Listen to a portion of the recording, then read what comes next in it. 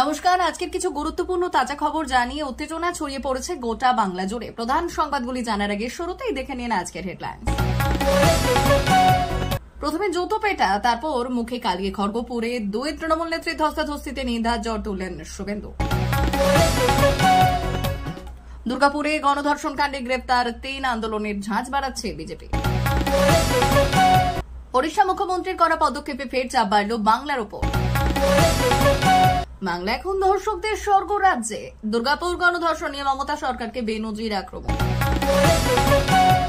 উত্তরবঙ্গে মারাত্মক দুর্যোগ, আজ সকালে জলদাপাড়ায় মুখ্যমন্ত্রী, বন্যায় ত্রাণ এবং ক্ষতিপূরণ নিয়ে কি নির্দেশ মমতার। ঠেকাতে মমতা বন্দ্যোপাধ্যায়কে ধর্ষণ ঠেকাতে যোগী মডেলকে অনুসরণ করার পরামর্শ দিলেন শুভেন্দু অধিকারী। রাতেই পাকিস্তানি হামলা, তালিবান সেনার উত্তপ্ত পাক আফগান সীমান্ত। ঘুমের মধ্যেই ভয়ঙ্কর অগ্নিকাণ্ড, ঝলসে মৃত্যু বাংলার 6 পরিযায়ী শ্রমিকের। বিশ্ব এখন দেখছে বাংলার পুলিশ আর মুখ্যমন্ত্রীকে, শুভেন্দুর বিস্ফোরক দাবি দুর্গাপুরে।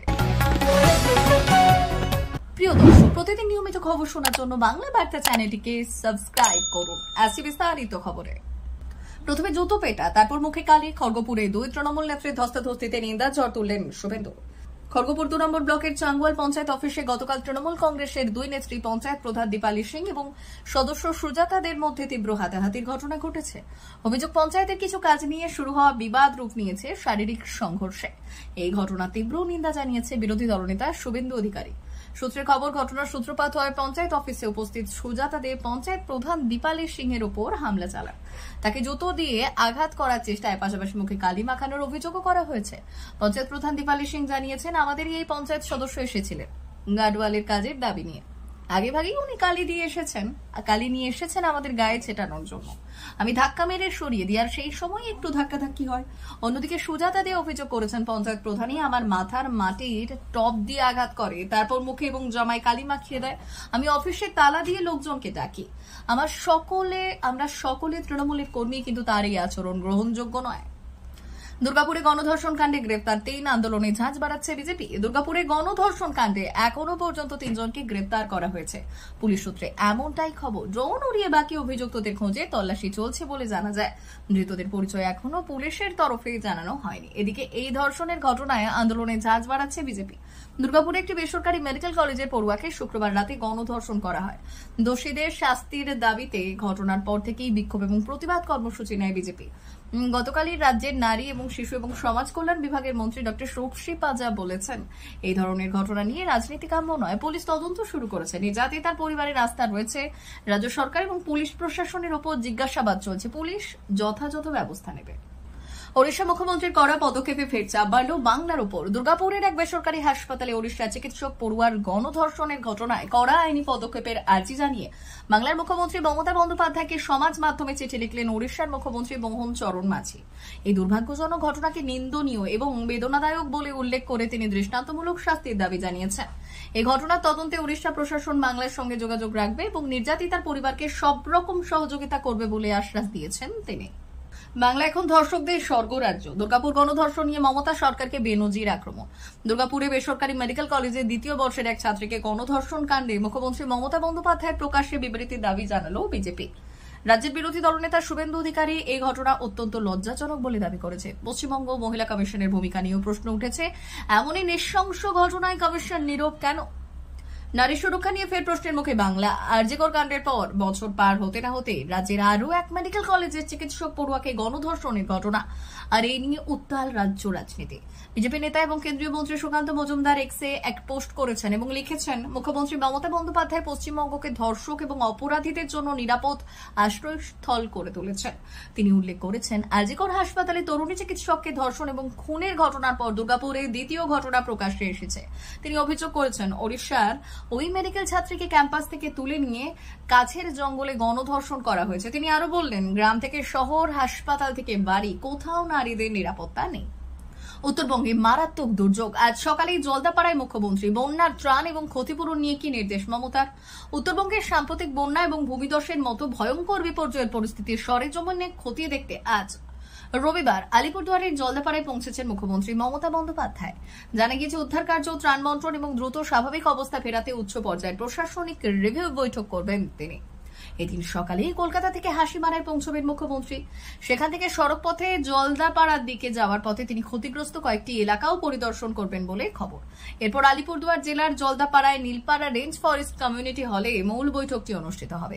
প্রশাসনের কড়া বার্তা, রাত কাটাবেন জলদাপাড়ায়। এই বৈঠকে আলিপুরদুয়ার, জলপাইগুড়ি এবং দার্জিলিং এই 3 জেলার প্রশাসনিক শীর্ষ আধিকারিকেরা উপস্থিত থাকবেন। মুখ্যমন্ত্রীর দপ্তর সূত্রে খবর, উত্তরবঙ্গের বন্যা এবং ভূমিধস সহ সাম্প্রতিক দুর্যোগ পরিস্থিতি নিয়ে বিস্তারিত পর্যালোচনা করা হবে এবং দ্রুত পদক্ষেপ নেওয়ার জন্য নির্দেশ দেওয়া হবে। বিশেষ সূত্রে খবর, মুখ্যমন্ত্রী আজ রাত্রে আলিপুরদুয়ার জেলাতেই কাটাবেন। আর এর মধ্যেই তিনি মুখ্য সচিবের থেকে দুর্যোগে উদ্ধার কার্য এবং ত্রাণ সংক্রান্ত পদক্ষেপের বিস্তারিত রিপোর্ট চেয়ে নিয়েছেন। তিনি নির্দেশ দিয়েছেন ত্রাণ যেন পর্যাপ্ত এবং দ্রুত দুর্গতদের হাতে পৌঁছয় এবং যোগাযোগ ব্যবস্থা দ্রুত স্বাভাবিক করা হয়। ধর্ষণ ঠেকাতে মমতা বন্দ্যোপাধ্যায়কে যোগী মডেলকে অনুসরণ করার পরামর্শ দিলেন শুভেন্দু অধিকারী।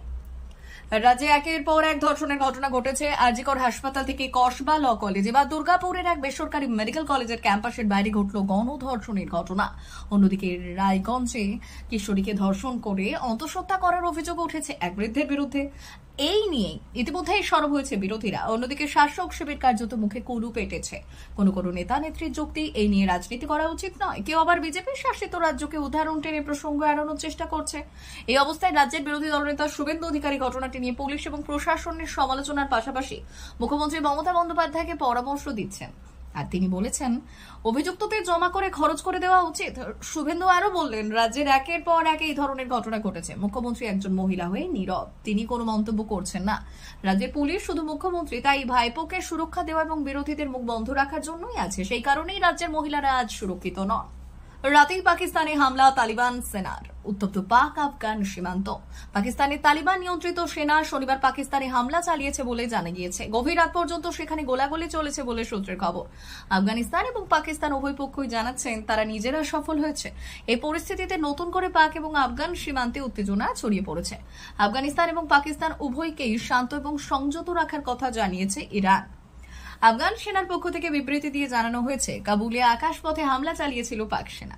এমনই অভিযোগ করা হয়েছে। কাবুলের দক্ষিণ পূর্ব এরিয়ায় 2টি বিস্ফোরণের ঘটনা ঘটেছে। তার জবাব হিসেবে শনিবার হামলা করার কথা জানানো হয়েছে। 5 মাস আগে ভারতের সঙ্গে সংঘর্ষে জড়িয়েছিল পাকিস্তান। ভারতের সঙ্গে সংঘর্ষ করেও লাভ হয়নি। পাকিস্তানকে সঠিক জবাব দিয়েছে ভারত। এবার আরও একটি পড়শি দেশের সঙ্গে সংঘর্ষে জড়িয়েছে ইসলামাবাদ। ঘুমের মধ্যেই ভয়ঙ্কর অগ্নিকাণ্ড, ঝলসে মৃত্যু বাংলা 6 পরিযায়ী শ্রমিকের বাকরুদ্ধ অধীর। বেঙ্গালুরু নির্মাণ স্থলে ভয়াবহ অগ্নিকাণ্ডে মুর্শিদাবাদের 7 জন শ্রমিকের মধ্যে 6 জনের মৃত্যু হয়েছে। গুরুতর দগ্ধ বাকি একজনের অবস্থা আশঙ্কাজনক। বর্তমানে তিনি বেঙ্গালুরুর একটি বেসরকারি হাসপাতালে চিকিৎসাধীন। সূত্রের খবর, ওই দিন রাতে শ্রমিকরা একটি ঘরে ঘুমিয়েছিলেন। সেই সময় ঘরে হঠাৎ আগুন লাগে। মুহূর্তের মধ্যেই আগুন ছড়িয়ে পড়ে পুরো ঘরে। ঘুমন্ত অবস্থায় থাকার কারণে তার ঘর থেকে বেরোতে পারেননি। আর এই মর্মান্তিক অগ্নিকাণ্ডে মৃত্যু হয়েছে জাহিদ আলী, মিনারুল শেখ এবং তাজিবুল শেখ সহ মোট 6 জনের। ঘটনার খবর পেয়ে অধীর রঞ্জন চৌধুরী তৎক্ষণাৎ আহত শ্রমিকদের খোঁজ খবর নেন এবং চিকিৎসার বিষয়ে স্বাস্থ্য আধিকারিক এবং হাসপাতালের শীর্ষ কর্তাদের সঙ্গে ফোনে কথা বলেন। জেলা প্রশাসন সূত্রে জানা গেছে, প্রায় 1 মাস আগে স্থানীয় ঠিকাদার হাসান মণ্ডল প্রায় একদল শ্রমিককে মুর্শিদাবাদের বহরমপুর এবং হরিহরপাড়া এলাকা থেকে বেঙ্গালুরুতে নির্মাণ কাজে পাঠিয়েছিলেন। তারা নির্মাণ স্থলের পাশেই একটি অস্থায়ী ঘরে থাকতেন। মুর্শিদাবাদ জেলা প্রশাসন নিহত এবং আহতদের পরিবারের সঙ্গে যোগাযোগ করেছে বলে জানা যায়। জেলা প্রশাসনের তরফে নিহত শ্রমিকদের মরদেহ দ্রুত ফিরিয়ে আনার চেষ্টা চলছে। অন্যদিকে আহতদের চিকিৎসার সমস্ত ব্যয় বহন করার বিষয়েও আলোচনা চলছে।